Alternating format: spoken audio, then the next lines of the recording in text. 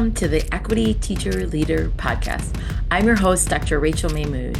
In this podcast, we'll dive into the stories, the voices, and the expertise of incredible teacher leaders who are making a difference through the equity work they do in their classrooms and their communities. All right, welcome back to another episode of Equity Teacher Leader. I am super excited for our guest today, Danielle Hegarty. She is amazing. She is a social studies teacher. Tell us a little bit about yourself, Danielle. Yeah, thank you for having me. I'm currently in my 10th year teaching. I teach at Grayslake Central High School in Grayslake, Illinois.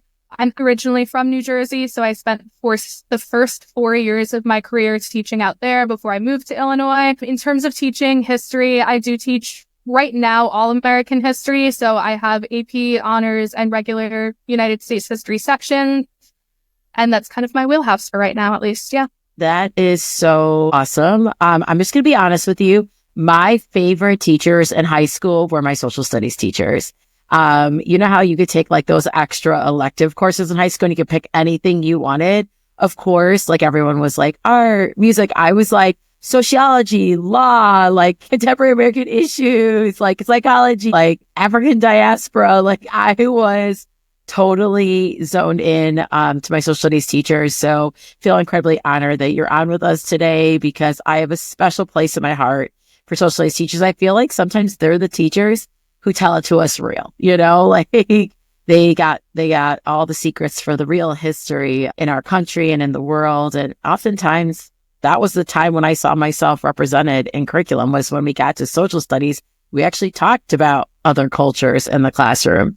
So you're not just any social studies teacher. You are now an award-winning social studies teacher. And that has got to be super excited for you. The Gilder Lehrman Illinois History Teacher of the Year Award for 2024. I'm going to totally botch that. So you tell us, what is this award? Tell us all about it. What does it mean? So yeah, the Gilder Lehrman Institute, they're like a national institute that teachers all around the country use. A lot of the things that they advocate for and do is really teaching students through primary source analysis, especially literacy through primary source analysis, and really having students dive into sources about history, people from the actual time periods, and using a lot of other skills-based things to be able to do that, like reading comprehension, writing, things like that. So they're great in terms of providing sources and resources for teachers to use in their classrooms and teach with. I've been using a lot of their stuff since the beginning of my career in teaching, which has been nice. They also host summer seminars for teachers to be able to attend to. And I actually attended one in Dallas back in 2019, I believe, all about the Presidents at War. But for the actual award, they do choose a teacher from each state to be represented as the history teacher of the year from that state. They then award a national teacher of the year award at the end of it. They select from the pool of the teachers that they picked for the state awards. And really what they look for in the applications, I mean, first off, you do have to be nominated. I was lucky enough to have a coworker who nominated me, who works on the U.S. history teaching team with me. And in your application, they just want to see what your lessons are like, how you use primary sources throughout your lessons, how you engage students and make history fun and relevant and engaging in your classroom. And you're not just hopefully lecturing all the time or something like that.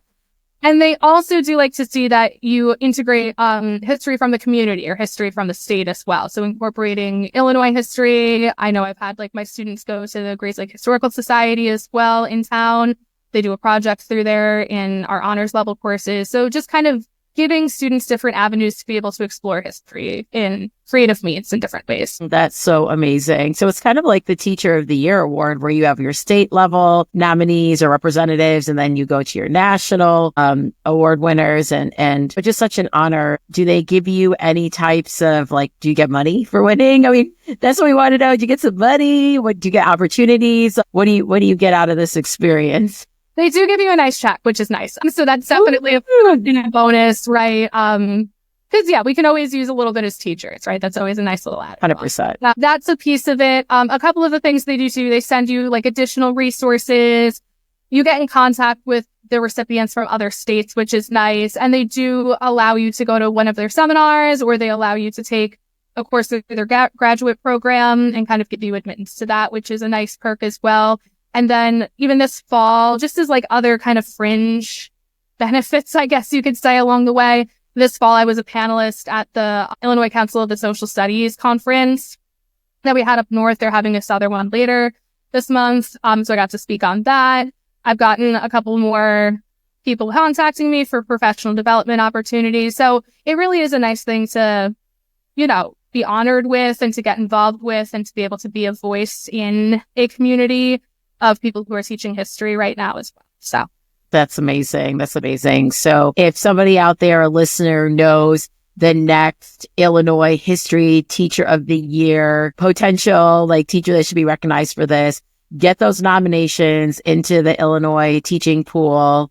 Write about it in your nomination form that this person would make a great candidate for this award and they could be considered for that. That's really exciting. So like I told you, I'm obsessed with history teachers. I love teaching social studies. I teach 5th grade. So I get to teach a little bit of everything, but I am partial to teaching social studies or social sciences. And oftentimes that was the place that I saw a piece of my identity. We never talked about Jewish people until we got to the Holocaust unit. We didn't talk about Asians until world cultures in 6th grade. Like, I'm half Jewish, half Indian, Hindu. And so like my cultures showed up in the social studies classroom. And so I definitely know that that's my interest, right? Like I got sucked into it because this is when I saw my identity front and center, a chance to be the expert in the room, a chance to feel validated, to learn about my history, my contributions. How did you get your start in like loving social studies and choosing, social studies as your teaching discipline? Yeah, I think my route to becoming a teacher is kind of an interesting one. Neither of my parents were teachers. Nobody in my family is a teacher. They were all in like the business field and stuff like that. But when I was younger, since I grew up in like the New York, New Jersey area, I lived in Rockland County, New York until I was about 9 years old. So I finished 3rd grade and then I moved to New Jersey. I lived right off the border. And, so when I was 9, that was the year that 9/11 happened. I lived in like the greater community for that. I wasn't somebody who necessarily knew somebody who lost their life specifically on that day, but we had family members who worked across the street from the World Trade Center and saw the second plane hit head on. We had people we knew rather that had to get off of Manhattan Island on a ferry boat and try to get home. A lot of my classmates were stuck at the school for a very long time because they had parents work in the city. And really I saw more like long-term effects, I guess I would say, was by the time I was in high school, I had friends who their fathers were first responders and they passed away when we were in high school and college because of like long-term illnesses that they had contracted from working at Ground Zero. So I've always thought that's kind of an interesting perspective that led me in this direction. And when I cover 9/11 each year, I do introduce that to my students and kind of talk about it. My grandmother actually, who lived in Rockland County, she saved all of the newspapers from the days after. And my mom kept them and she gave them to me in this big Ziploc envelope. So I actually have my students still and I try to keep them intact and not laminate them because there's just the novelty in opening a newspaper, especially today. My students will like read through the newspapers and look at like what happened on those days. I know for me, a lot of the people that were around for us at that time, especially as young kids who knew what a tragedy it was, but didn't really know how to make sense of it. Those people around us to help us were our teachers to a large extent.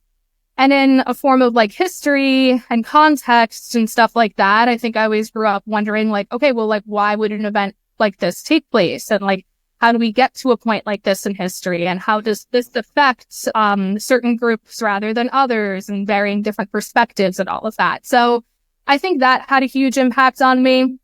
I also went to a Title I school until I moved to New Jersey too, which I think was a really unique experience to have growing up, is seeing what it's like to attend a Title I public school and then going to a more affluent district and just seeing the contrast, right? And being more aware of things like diversity and socioeconomics. Like I remember it's silly now and maybe I shouldn't be chuckling at this, but like when I'd walk into 3rd grade sometimes, all of my friends would get breakfast in the morning and they'd get it in bags, but I wasn't allowed to go to breakfast. And I be home and tell my mom, I'm like, why don't I get to go get a like cereal? And that actually was because my family was able to afford not to be on like free and reduced lunch or a breakfast program. But it's interesting how it kind of shapes your perspective, especially when you attend different schools, go to high school, go to college, have a different view of what socioeconomics look like around you.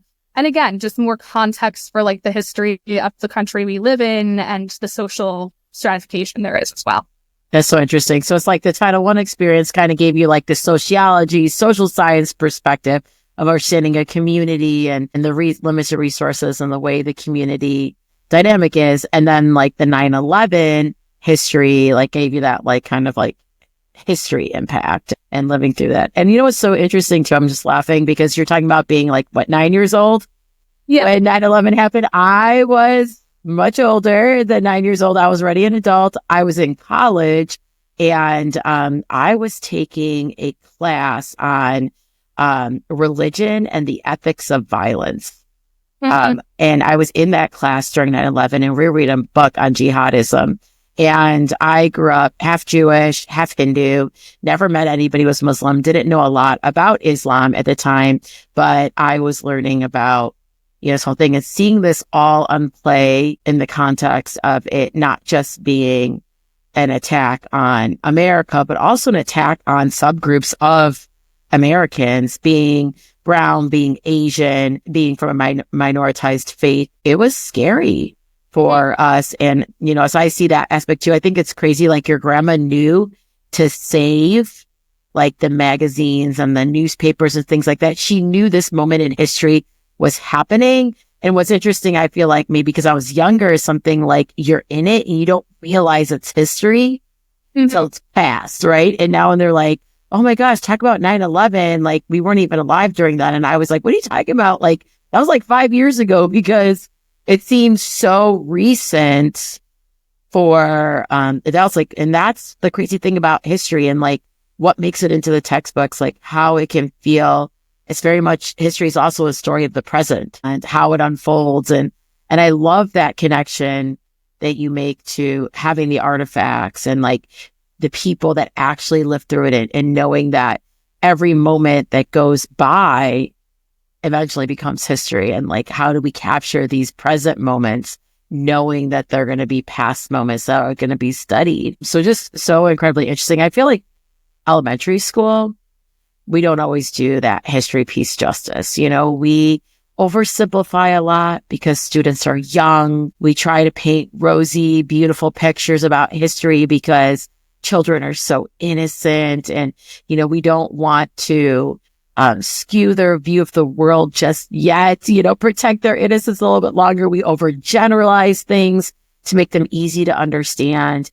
And it just really becomes impersonal. I feel like when you're really, really young, it's like you're almost too young to know history. So social studies is incredibly personal. It's your community. It's everyone around you. It's right here. It's right now. It's your family. It's your culture. But then we kind of get really general when we start like spanning out, and it's like overgeneralized, you know, down to like 2 Black figures you need to know, just these big moments that like kids need to know. So I'm sure your class is a very special place that you make this content really relatable. Can you share some ways that you teach social studies or you teach history is like special or relatable to students? Maybe some things that we could try out in our classrooms as well.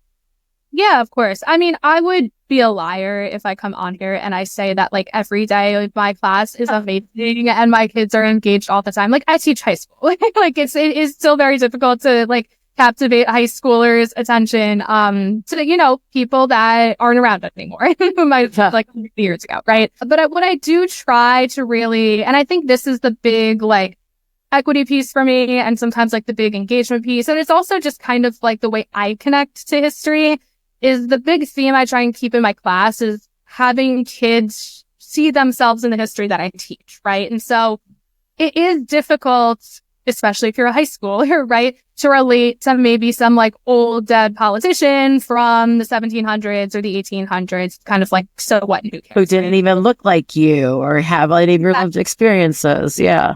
if you're like my students, you'll talk about like how attractive or unattractive each politician is when I put them on.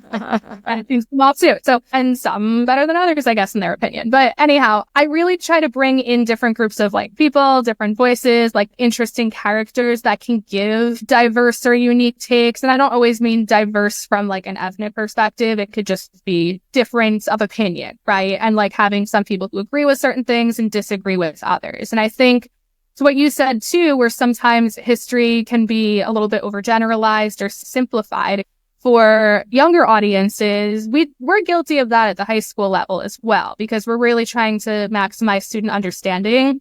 Because the past is complex, like everybody has a different take on something or views it in a different way. Certain groups definitely had more privilege and others might be marginalized, right? And to captivate all of that into one lesson about one topic, especially if you're teaching like an AP course where you have to move super fast, that can be challenging sometimes. And it can be difficult for students to understand. But like I said, my big theme is just always trying to have my students identify with the history and see themselves somewhere in it. So I really try to provide a lot of diverse documentation so they can read about, you know, the different perspectives of any type of event. So they can read about something from the perspective. Like today we were doing questions about the New Deal in my US Right class, and we look at different social groups. So how did the New Deal affect Mexican Americans versus Black Americans versus farmers at the time who might have been affected by the Dust Bowl? We kind of asked the questions like, how effective was the New Deal? And not always whether it was like super successful or a complete failure, but like to what extent was it successful, right? And to try and just like see different ways that history plays out for different groups of people. And I think that really helps from an equity lens because students can relate better to the content that they're learning. They feel represented in the subject that they're being taught about. So that's definitely a huge positive. I think it helps from an engagement standpoint. A lot of students would rather read about an American like them than maybe the old debt politician that has kids buy in a bit more. And I just think it's quite frankly a more accurate representation of the history that we have, is that we're seeing it from a wide variety of different perspectives throughout the year. And so you're not just learning about one subgroup for a particular unit or for a particular event, but that they're a consistent voice throughout the narrative of American history throughout the year. And I feel like I always come back to this. I think the story of American history should be more about the people rather than like all of the presidents and all of the politicians and all of these more notorious, famous figures.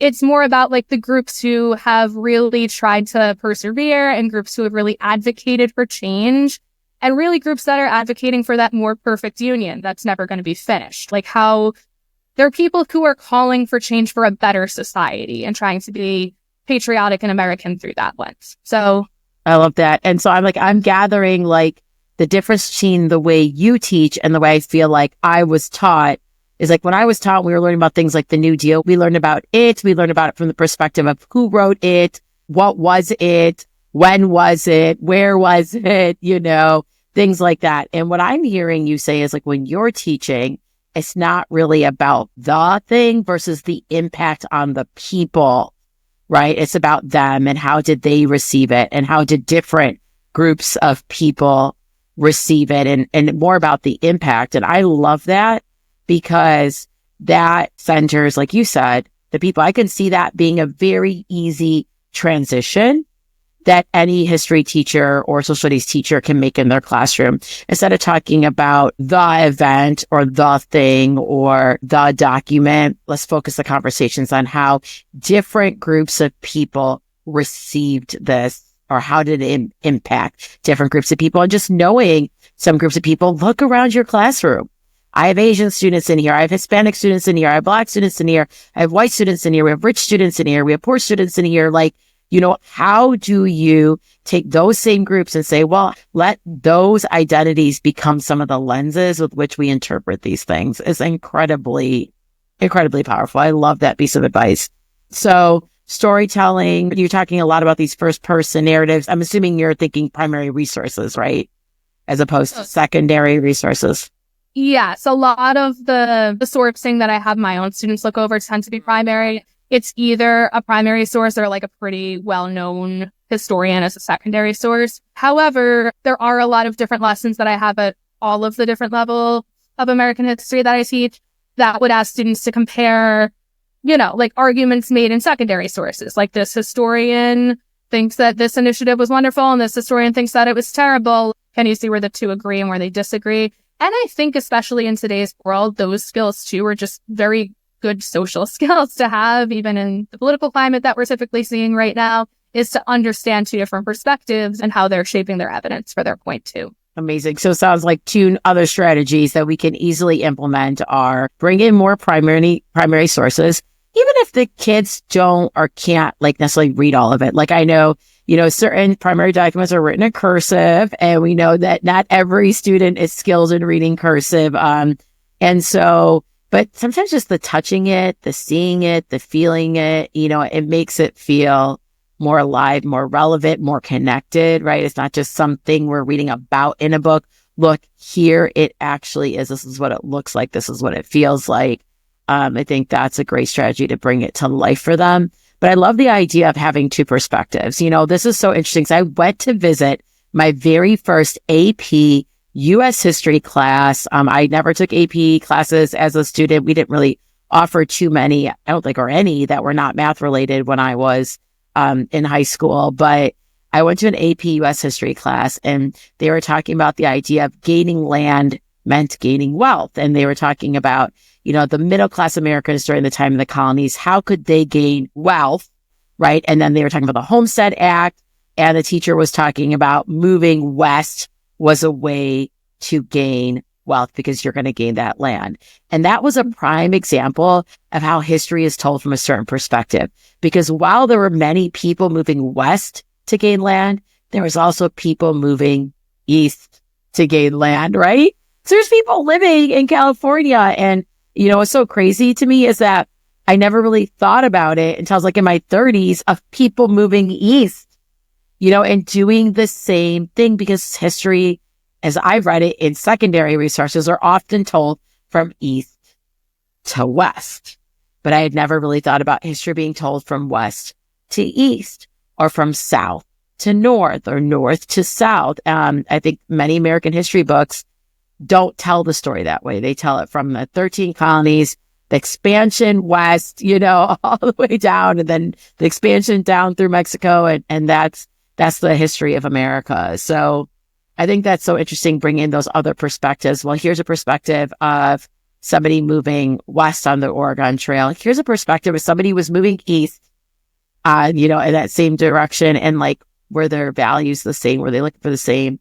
So I know you have some projects that you have done. Do you want to tell us about a project or something? Because everyone likes a good project they can go back and replicate. I feel like where I struggle with this sometimes, or at least I did before I really started implementing it into my class, AP can get tough. In my AP class, and I'm sure most AP United States history teachers would agree with me, that AP is kind of the grind sometimes. You sometimes do get caught up in trying to teach to the test, prepare kids for the exam, because they do ultimately want to receive college credit for it. But I have a problem with not doing fun interactive projects to a certain extent. So I always try and reserve spots for them so that students can stop, smell the roses, actually try and enjoy the class a little bit for a change.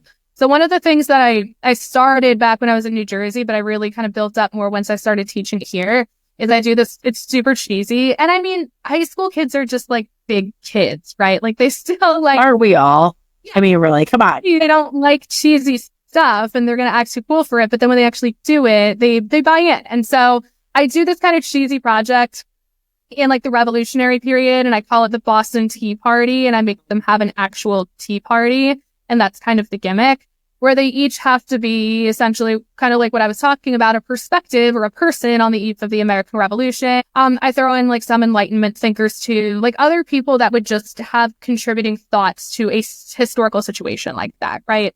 And so they each kind of are a different character. They do a project on them. I make it quick on just do a short Google Slides presentation, cite your sources, that kind of a thing. And I set them up a speed dating scenario, basically. So they all kind of face each other in lines. One moves, the other group will move. And that way they get to hear different interpretations and thoughts and opinions about revolutionary movements, particularly the American Revolution. You have some women's rights activists. You have people like King George III. you have like a wide variety of different perspectives, so that when students essentially, if they see one of those perspectives show up on the exam, or even if this were for like a regular and honor section, they're still just getting that piece of nuance and different perspectives as well, and how there can be varying different viewpoints, right? They kind of get all of the different pieces of the pie to be able to form their own opinion about the revolutionary movement, and to be able to like write and discuss and talk about that as well. And then it's like, I bring in like Arizona iced tea. I give I love it. credit if they dress up. I get like little paper teacups that I order off of Amazon. There's tablecloths, and they like will bring in treats and the tea party, and they have fun with it. They like give me a hard time at first, and then they're like, oh, this was so much fun. And I'm like, yeah. Oh, 100%. They're remembering that. My last episode I just did with the 24-25 Milken Award winner was all about immersive learning experiences and how those are, just very culturally responsive and definitely levels equity in the classroom when we have these immersive learning experiences. So I love the connection right here to that. I see you wrote something here about the 1920s Valentine's Day party. With Valentine's Day coming up, I absolutely need to know about this 1920s Valentine's Day party. Yeah, that one I kind of like, I take it and I almost copy and paste the Boston Tea Party one, if I'm being perfectly honest. Okay, give us another perspective. Couple other ones I throw in there. That one's really similar. I just kind of like switch it up a little bit. I have the meet and groups for that one, if I remember correctly. But I cheese it up. I basically have them. I get a mix of like people who are more like modernists or traditionalists during the 1920s, because that's one of like the themes we tend to look at, is like who was like looking for more progressive change in society, and going against like the social norms of the time, and then who was kind of holding on to some of those more like traditional values in the 20s. And so you have a wide variety of different people represented. Students can they usually do more from like a third person perspective, and they talk about like the character and like maybe some like positives about them, some red flags about them. Maybe that would make them not such a great match potentially for like dating. I really lean into the dating thing more for like the 20s, because I always do this right around Valentine's Day.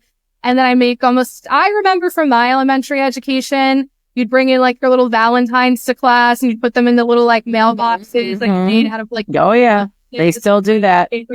So I like make little ones with the people's like names on it, and I basically give them tickets or Valentines that they can write to somebody.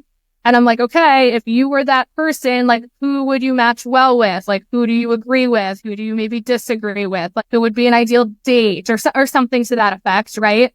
And so that's, again, it's just a really cheesy, gimmicky way for them to look at history from different perspectives, to analyze those like more complex situations and questions and topics of like, would this person with this set of values align with this person and this set of values, or would they clash? How did different people like view the and some of the change that was going on during that period? So again, I try and just keep it something fun and light every once in a while, because that's really what the students remember. Like when I have students back and talk to me years later, they never ask about the day that I lectured about like the New Deal and like fiscal policy or whatever. They always ask, or they remember these different projects and these different things where they have a little bit of fun too. And they remember the content. So it helps. That's amazing. And yeah, absolutely. I absolutely love these projects where the students are in the role, right? It's almost like a role playing situation. I do something similar where I have the kids, they've never done a debate before because I teach 5th grade. So I have like a debate, like the patriots versus the loyalists, and they have to kind of assume the identities of these people, like have these opinions about the different groups. What did they want for America? How did they see America? And then the students kind of act those out and go back and forth in a little mini debate, which I tell them, when you're older, you could be on speech team or debate team. And this is like what you would do. And the kids get excited about that. Absolutely love these immersive learning experiences where students get the opportunity to take on the roles of different people in history. Really brings it alive for them. But I just say one cautionary thing on that. If you're looking to do an activity like this and you're thinking, oh, what in my curriculum could relate to this type of learning activity, to stay away from students ever taking on the role of somebody who's an oppressor. So this would not be the correct activity for, let's say, colonists and Native Americans, or, Nazis and Jewish people during the Holocaust, and, or, slaveholders and those who were enslaved. We just want to stay away from students taking on the role of the oppressor and, repeating some of the divisive hate and oppressive language that was incredibly hurtful to groups of people. So great activity, but just one little caveat, just in case you're thinking like, what would be a good, moment in my history that I teach to look at two of opposing viewpoints and have students take on those identities. Lots of great opportunities out there. Just don't pick one where one of the groups is the oppressed group for their identity, especially. It would be incredibly triggering. Did you want to add any other tips in there, Danielle? I would just say I try and gear them a little bit more in the third person in terms of like writing the presentation. So I always say like, pitch the project from a third person. So you're talking about the person, so you don't have to feel like you are becoming that person. And then we just kind of navigate it from there. So that's usually a pretty good workaround. And definitely we want to disconnect from that role of like the oppressor and, and things like that. So definitely some great tips. I know you wanted to share a few resources that are great resources for history teachers. So tell us about some resources where we can get ideas. We can get some of these primary resources, especially like I feel like us elementary school teachers, we want to be great history teachers. We don't want to overgeneralize. We want to have those rich experiences. We want to give our students things that are deep to consider, perspectives. Where do we find some ideas in order to do this? What were your thoughts? Yeah, I mean, there's a lot more out there, even than when I first started teaching 10 years ago, I'd argue. And I think there have been a lot more resources pushed out to help differentiate for students of different learning levels and different grade levels and everything like that. A few that I use, like I've used the Gilder Lehrman Institute before. That's usually a better one, I'd say, for like high school or middle school audiences. For certain, elementary might be a little bit tough with that. There are sources resources, I should say, like the National Endowment for the Humanities, the Library of Congress has a lot of good stuff they put out there. SHAG, or the Stanford History Group, they put out a lot of like inquiry-based stuff that has to do with like more simplified primary sources. A lot of the things I give in class, because I also have students with IEPs or multilingual learners, is becoming like a growing population where I teach. And so really building in like, even if it's just tweaking the lexile level or adding lists of vocabulary to be able to like help with some of those reading passages, because historical reading can be tricky and dense. Those have been really good tools to kind of help with that. So even if there are certain services too now, and a lot of them I do know are subscription based. Yeah. And I would just add on to that, like if you're looking to bring in some Asian history, the TEACH Act, which was just passed a few years ago, Teaching Equitable Asian American Community History, has some great resources on their website, Asian Americans Advancing Justice. And they have a great repository of all different types of primary sources and documents for Asian Americans. And they have tons of lessons on there that are really easy, replicable lessons. And then the other resource I was going to share was the SADA resource for the South Asian American group. That's a great resource for your Indians, Pakistanis. Like, where were they in American history? Where did they sit on the bus? When it was segregated, where did they live in segregated communities? They have a lot of primary documents, and they actually printed a huge book primary documents of South Asian American history. And so that's a great website to look at as well. We'll drop some of those links into the show notes so that you can check them out. One of the questions I ask everybody on this podcast is, if you could create a student success playlist, a song, a quote, a story that inspires you to keep on teaching, what would be on your playlist? When I was thinking about like the lens of this podcast and like how I teach American history and letting my students be seen and kind of focusing on American history being a story of the people rather than just like these arbitrary events or individuals that we look at. One speech that I've always really, really liked, and I think most people and historians would tend to agree that like Barack Obama was a good orator at the end of the day, right? And so this one speech he gave at the 50th anniversary of the Selma to Montgomery marches, and the whole theme of the speech, if you really give it a listen, he talks about how American history is really about the American people and how much like the American people have advanced the country and called for change, and kind of fits that same theme that I've been talking about, that like, forming a more perfect union, asking more of our society and our government, and not necessarily like a an angry way all of the time, but just trying to do better for themselves and people who come after them. And so he really talks about how America is the story of, again, the people. It's like the Navajo code talkers and like the women who discussed their rights and fought for them at Seneca Falls, and like immigrants who have come here, and writers and poets who have all tried to find a better life for themselves or called for greater change from the United States or their representatives or from the people who lead them. And that's really what the history of the United States is about, are special places like Selma where things like that occurred. And sometimes that history can be difficult and messy and hard to grapple with. And it can be sometimes, like, in a way for certain people, shameful to look at, but it's part of what the American story is as well. And I think that's something that always has really resonated with me, is, again, that it's really like the people of the United States who make this story what it is and why people have pride in their country, or for those reasons. And so I've always liked that take on it and what it means to be a part of American history. Sounds like we need to rename history to just our story, right? It's not his story. It's not her story. It's our story. And really, history is about stories, right? And I think the way you center stories in your classroom, the way you try to see your students' identities and bring in their perspectives, the way you tell the story from multiple perspectives, let students step into those identities and experience them and make it come alive for them. There is no doubt in my mind that you are a teacher leader. You are an equity-focused teacher leader. You are doing the equity work right from your classroom. And that's what this podcast is all about. It's all about every teacher is a leader. You make decisions every single day in your classroom that impact the lives of so many students. And every teacher can be an equity-focused teacher leader. We do it in all these small ways, by centering our students' stories, by lifting them up, by creating these experiences where they can see themselves in the curriculum. We do it in big ways, advocating for change at big levels.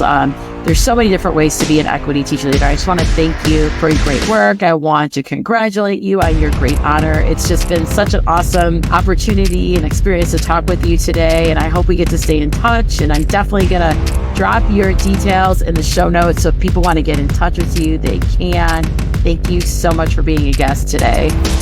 Yeah, no, thank you for having me. I think that's been one of the more refreshing parts of this experience, is being able to talk to other teachers who have different experiences, and just discuss like what we do in our own classrooms, difficulties we face, issues we see. That's awesome.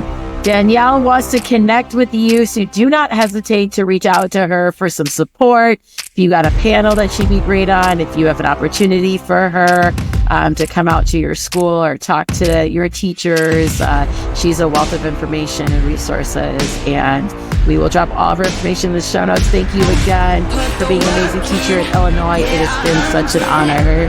Bye, guys.